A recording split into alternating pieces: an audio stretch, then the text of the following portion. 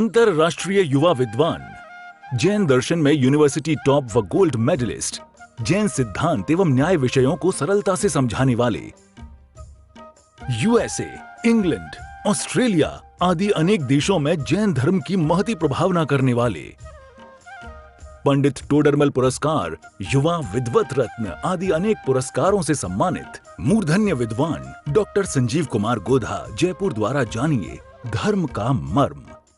इस कार्यक्रम के पुण्यार्जक हैं श्रीमती मैना देवी सेठी, धर्म पत्नी स्वर्गीय श्री पूनम चंद जी सेठी, श्री अनिल जी प्रीति, श्री सुभाष जी सुमन, श्री सुशील जी संध्या रानी, श्रीमती राजू, श्री विनोद जी बज, दीपक जी विनीता, ऋषभ जी आंचल, हर्षवर्धन शिल्पा, अभिनंदन जी प्रियांशी, अनंत जी खुशबू, चहल, देव, अनिका, अरिहंत, शौर्य, युवान, सनाया, रियान एवं समस्त सेठी परिवार दिल्ली, बेंगलोर, कोलकाता।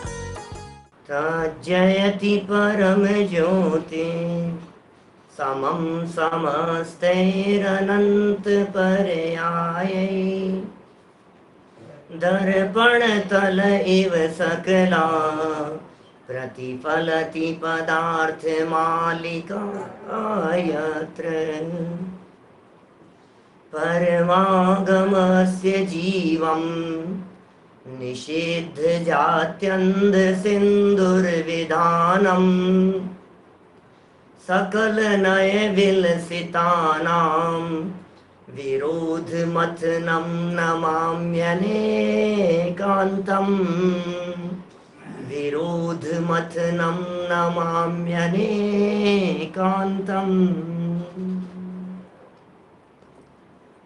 पुरुषार्थ सिद्धि उपाय नामक ग्रंथ है। बहुत ही सुंदर और मार्मिक वर्णन अमृत चंद्राचार्य के माध्यम से किया जा रहा है। कितने प्रकार से हिंसा की चर्चाएं हो सकती है। कल हमने एक बहुत सुंदर प्रकरण यहाँ पढ़ा था जिसमें यह बतलाया था कि हे जीव, बाहर में हिंसा से निवृत्त होकर अपने आप को महान मत मानने लग जाना।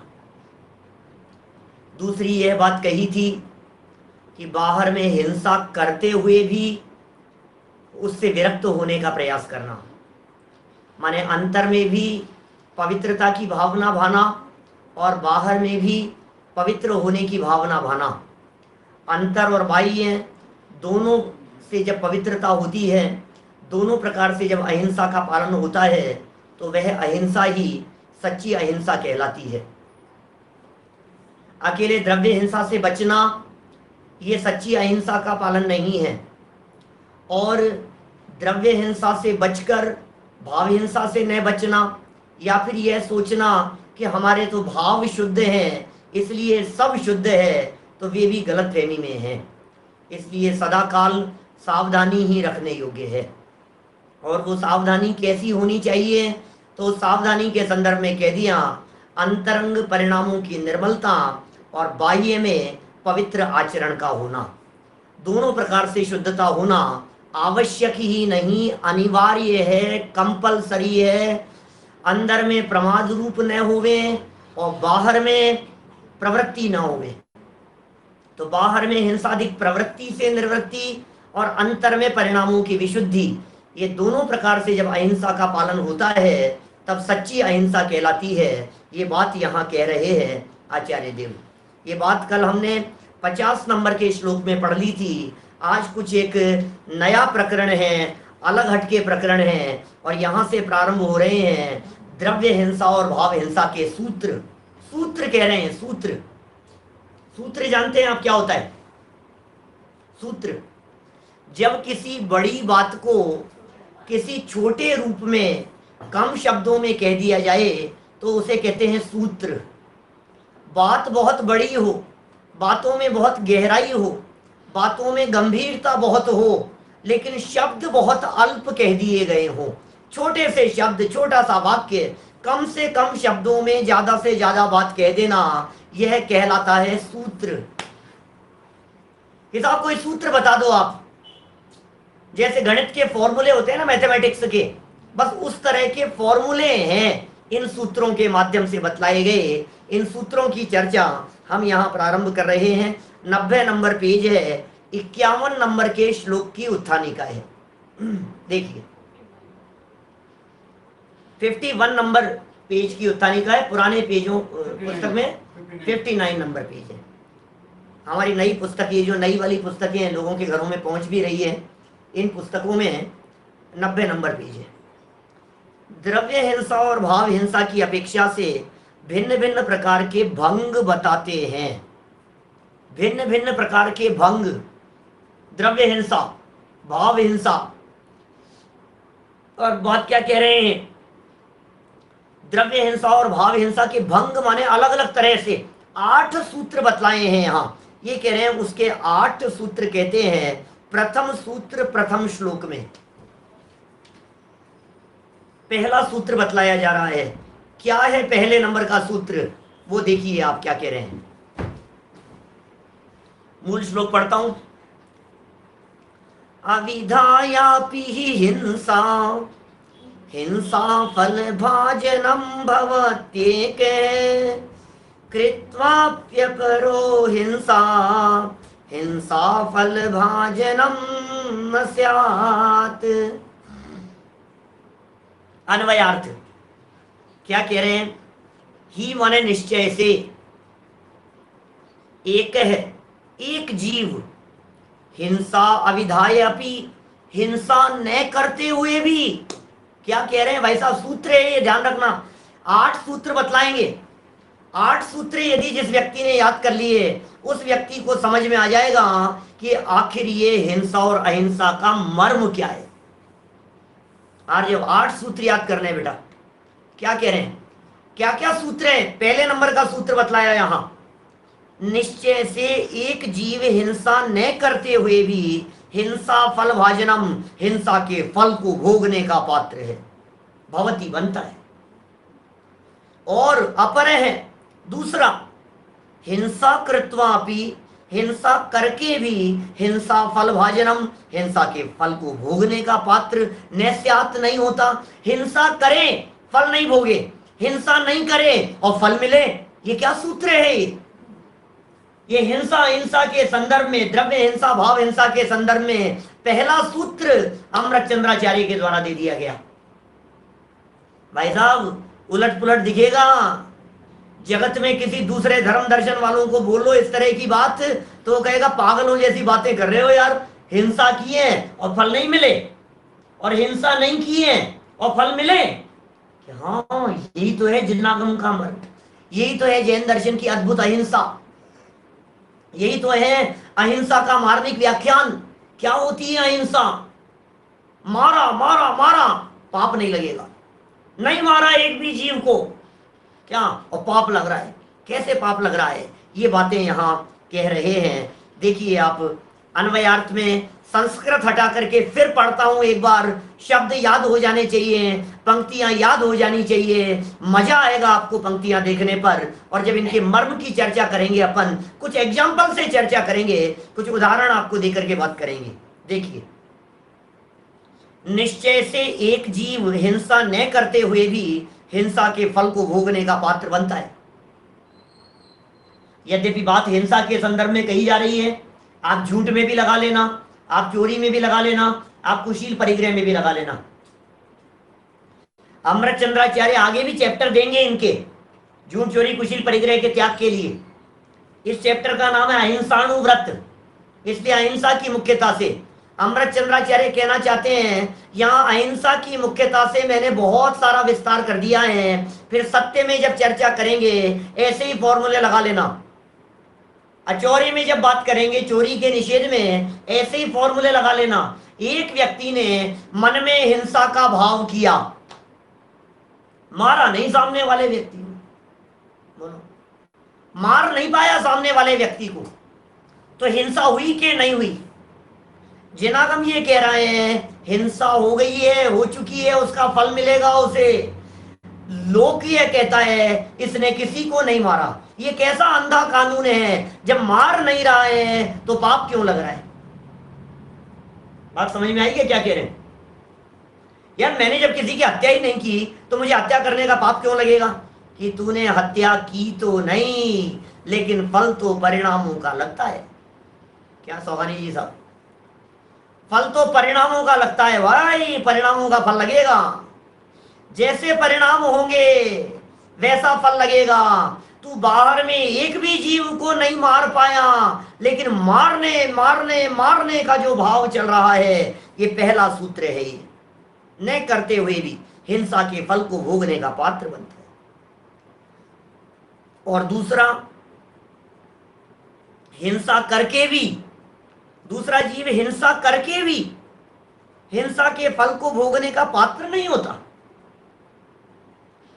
हिंसा की, उसके हिंसा करके भी, माने ये करके शब्द की जगह ऐसा लगा लीजिए, हिंसा होने पर भी, एक व्यक्ति के द्वारा हिंसा हो जाने पर भी वो हिंसा का पात्र नहीं है, हिंसा के फल को भोगने का पात्र नहीं होता है। ठीक है, टीका पढ़े अपन, क्या बात कह रहे हैं? ही एक है हिंसा अविधाय अपि हिंसा फल भाजनम भवति। निश्चय से कोई एक जीव हिंसा न करने पर भी हिंसा के फल को भोगने का पात्र बनता है।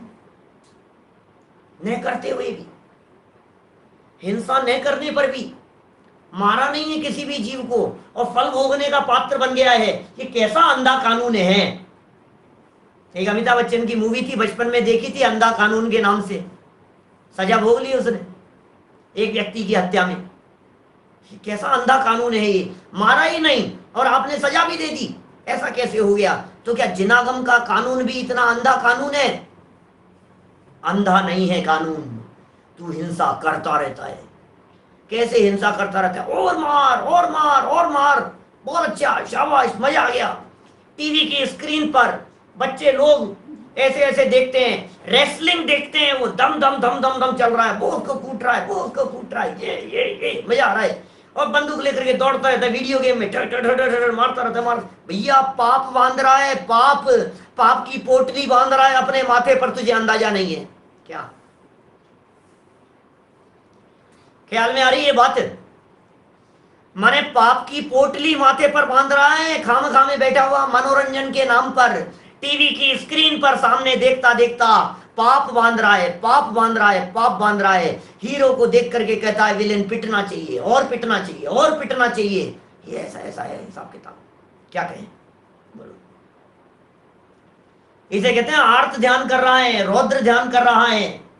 हिंसानंदी नाम का रौद्र ध्यान है। हिंसानंदी, हिंसा में आनंद आ रहा है, मजा आया, मजा आया। आपने देखा इस तरह का? एक भी व्यक्ति को मारे नहीं और मुर्गे लड़ाते हैं, हाथियों को लड़ाते हैं।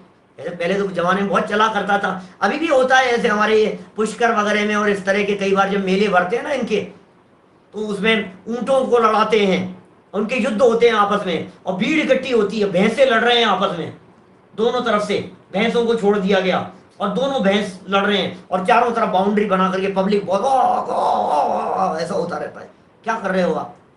कितने लोगों को मारा तुमने, कितने जीवों की हिंसा की, लेकिन एक बार परिणाम करने पर अनेक बार पाप करने का पाप बांध रहा है। ये है स्थिति। वीडियो गेम वगैरह तो इस तरह के खतरनाक स्थितियां हैं, माने उनमें तो ये पबजी वबजी और ये जो सुनते हैं ना, पहले तो बहुत आता था न्यूज़पेपर वगैरह में, आत्महत्या कर लेता है व्यक्ति, मरने तक पहुंचा देते हैं उसको।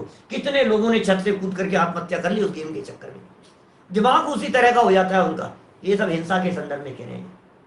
पहला सूत्र याद करना, हिंसा न करने पर भी हिंसा के फल को भोगने का पात्र बनता है।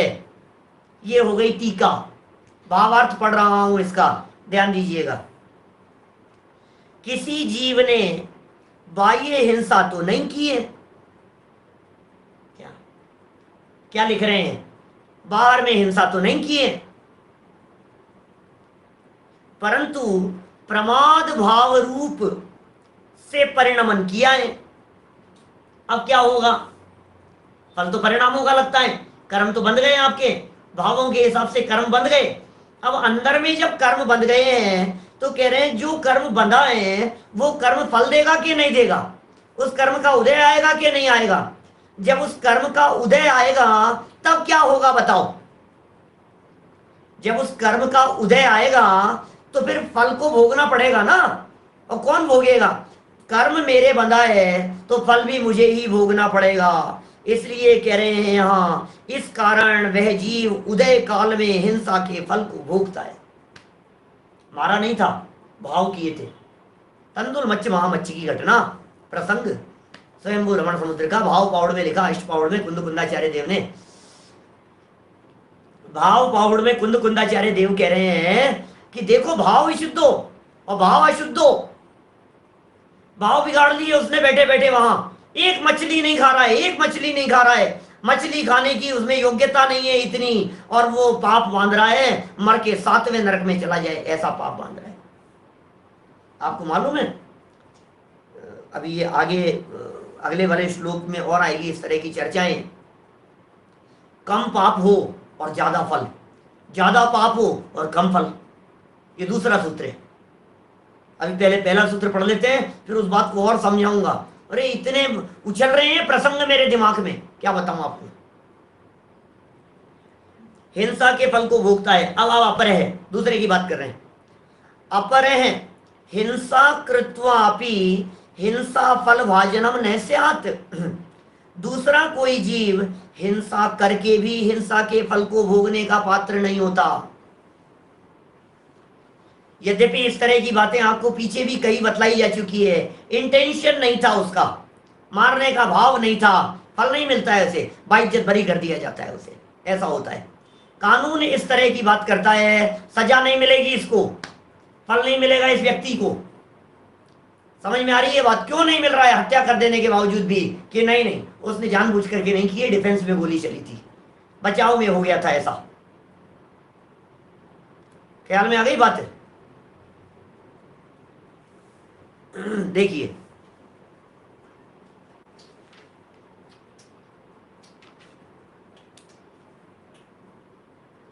किसी, ये पढ़ लिया ना अपन ने, कोई दूसरा कोई जीव हिंसा करके भी हिंसा के फल को भोगने का पात्र नहीं होता।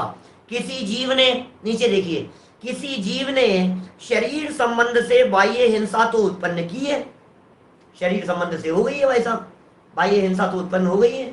अभी गृहस्थ व्यक्ति है, मैं कहता हूं सम्यक दृष्टि जीव है, चौथे गुणस्थानवर्ती जीव है। बनारसी दास जी ने लिखा, चेतन अचेतन की हिंसा सोने बंधे जीव, हिंसा से जीव का बंधन नहीं हो रहा है। मुनिराज है, पंचम गुणस्थानवर्ती जीव है, व्यापार आदि करता है। चौथे गुणस्थानवर्ती जीव है, विषय कषाय आदि के अंदर भी प्रवर्तन करता है। चौथे गुणस्थानवर्ती सम्यक दृष्टि जीव खेती कर सकता है, खेती भाई साहब, चौथे गुणस्थानवर्ती जीव विरक्त नहीं हुआ है अभी खेती से। चतुर्थ गुणस्थानवर्ती जीव के खेती का निषेध नहीं है। मुझे मालूम है, मेरा ये वाक्य सुनते ही कई लोगों को ऐसे लग रहा होगा, अरे पंडित जी क्या बात कर रहे हो, खेती कर सकता, खेती में तो बहुत हिंसा होती है? युद्ध कर सकता है, यहाँ खेती की क्या बात कर रहे हो आप? 6-6 महीने तक युद्ध क्षेत्र में जाकर के लड़ाई लड़ते रहे चौथे गुणस्थानवर्ती, हो जाता है ऐसा भी? नहीं नहीं जच नहीं रही है पंडित जी, आप खेती का उपदेश कैसे कर सकते हो? पंचम गुणस्थानवर्ती नहीं कर सकता है। देय न सो उपदेश होए अग वनज कृषिते। पंचम गुणस्थानवर्ती है, 12 प्रकार के व्रतों का धारी हो गया है वो। दूसरी प्रतिमाधारी जो पंचम गुणस्थानवर्ती है, दूसरी प्रतिमाधारी जिसने व्रत प्रतिमा ले ली है, व्रत प्रतिमा में 12 व्रतों का अंगीकार होता है, और 12 व्रत जिसके जीवन में आ गए हैं, वो फिर अनर्थ दंड का त्यागी हो जाने के कारण हिंसा आदि का उपदेश भी नहीं दे सकता।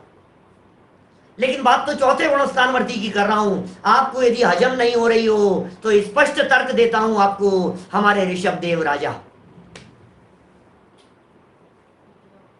शायद सम्यक दृष्टि तीर्थंकर कर्म प्रकृति सत्ता में पड़ी है, बोलो।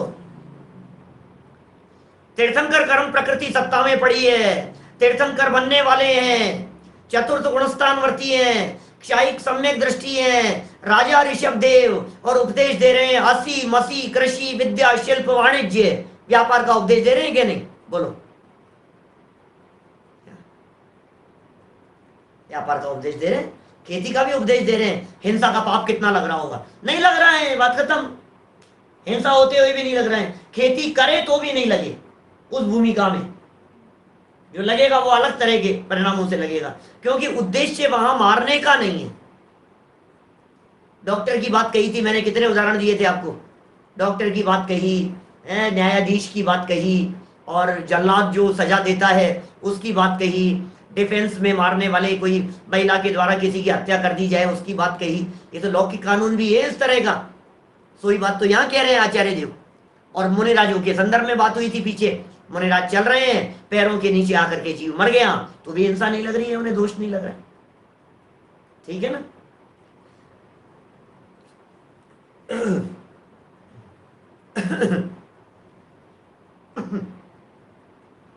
किसी जीव ने शरीर संबंध से बाह्य हिंसा तो उत्पन्न की है शरीर संबंध से, परंतु प्रमाद भाव रूप परिणमन नहीं किया। अंदर में प्रमाद नहीं था, अंदर में आलस्य नहीं था, अंदर में कषाय भाव नहीं था। प्रमाद के अंदर यहां कषाय को गर्भित करना, यहां जो प्रमाद कहा है ना, इसमें मिथ्यात्व, अविरति, प्रमाद, कषाय, योग सब गर्भित। ये एक नाम प्रमाद का है। हिंसा में प्रमाद परिणति मूल है, तो प्रमाद में कषाय गर्भित होती है। आप जानते हैं प्रमाद के 15 भेद होते हैं।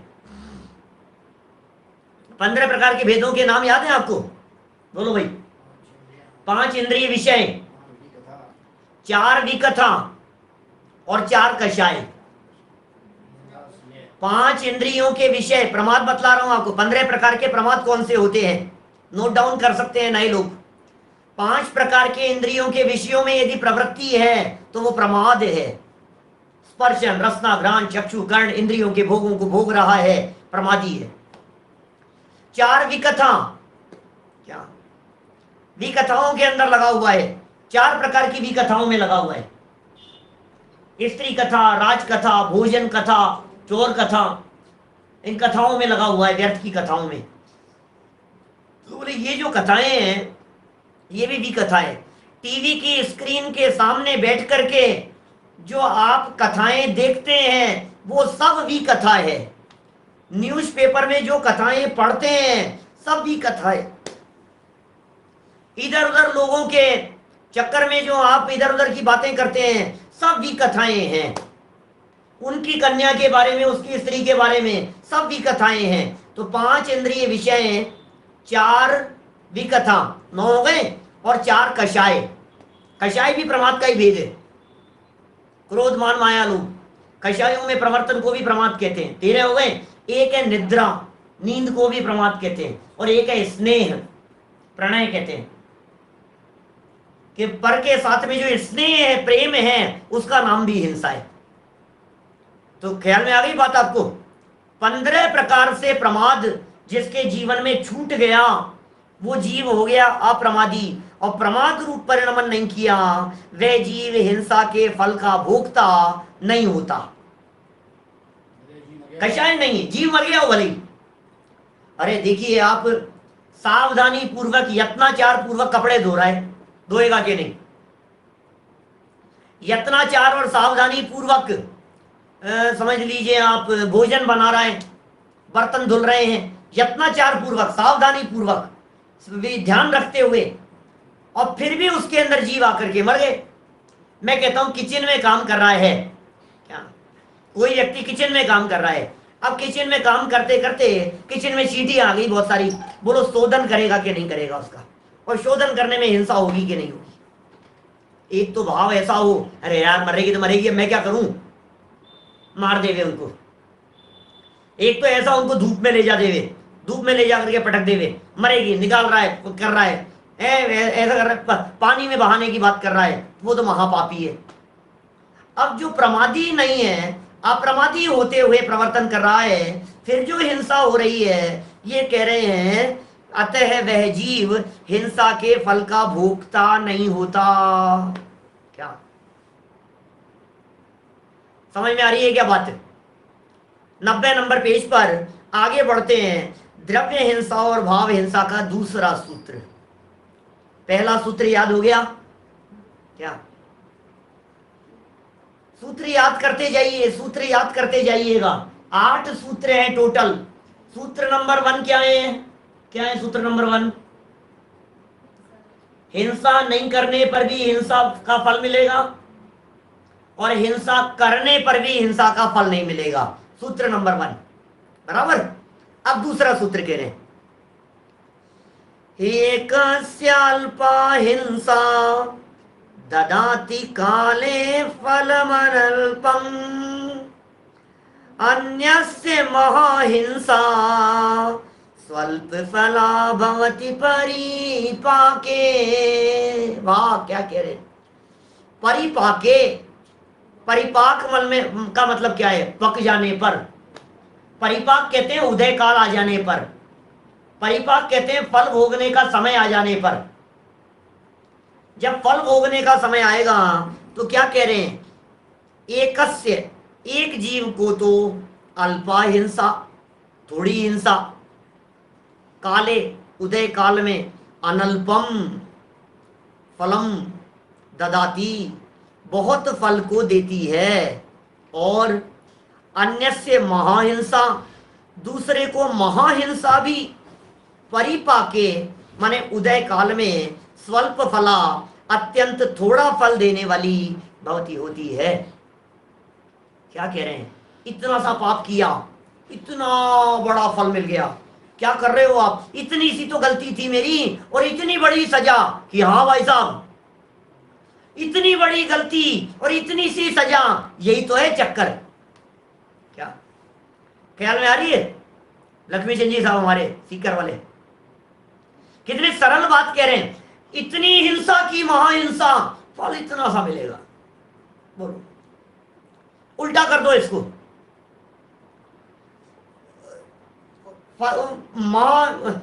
हिंसा की इतनी सी और फल इतना बड़ा, हिंसा इतनी फल ज्यादा, हिंसा ज्यादा फल कम।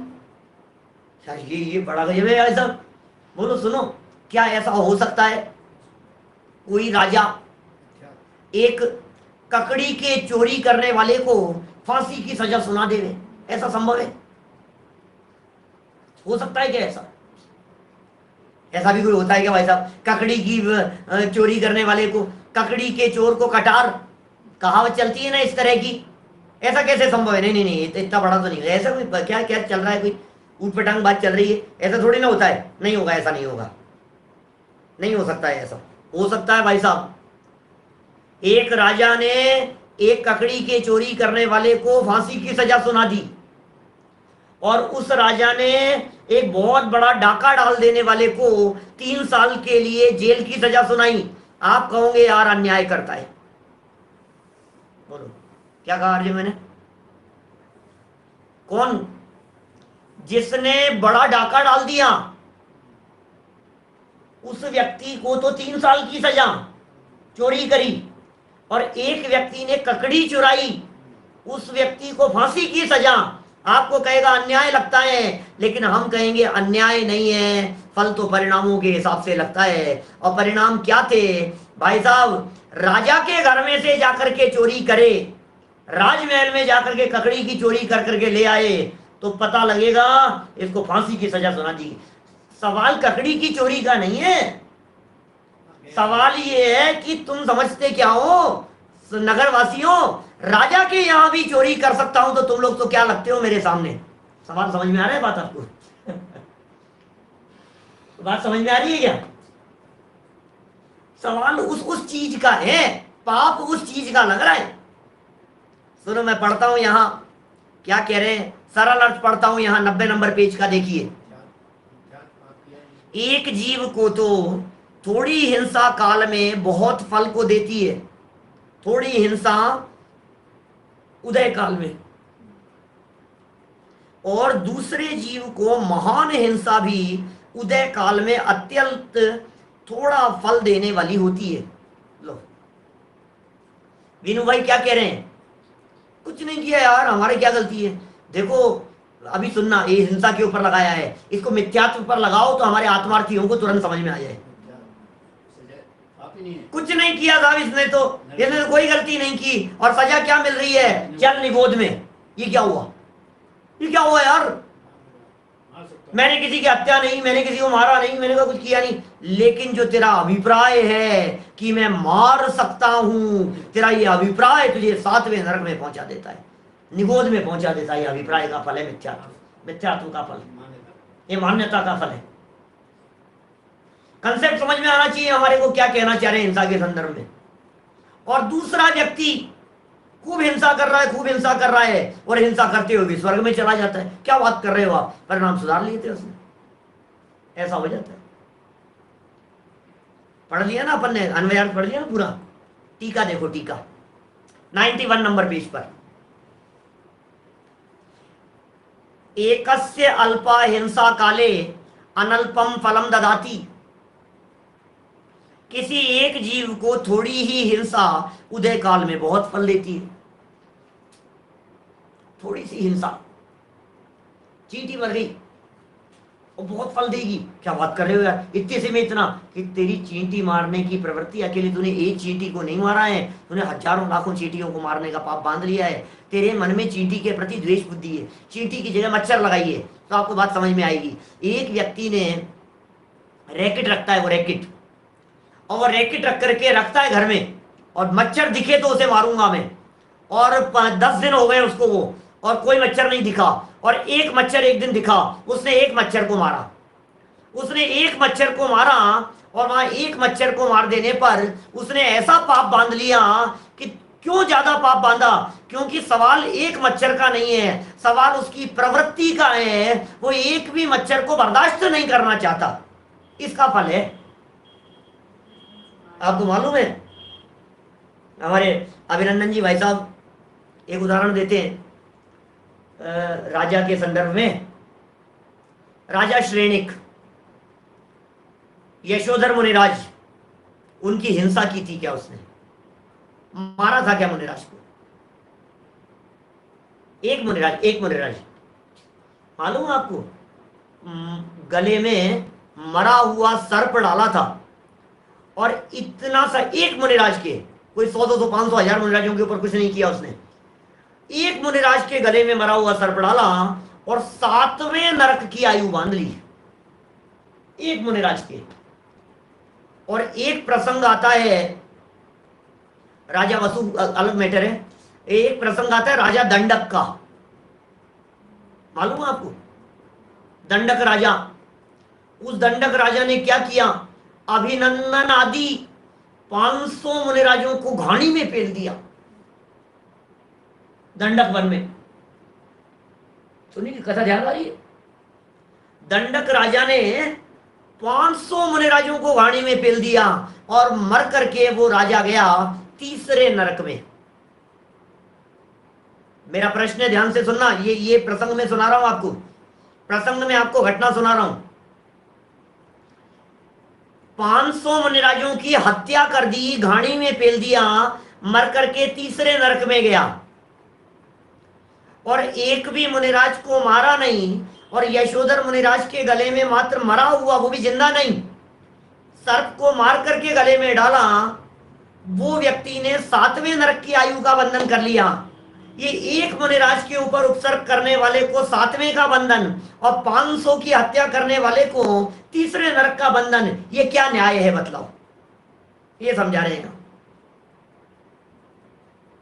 पाप किसका ज्यादा है बताओ? हिंसा किसकी ज्यादा है? दंडक की।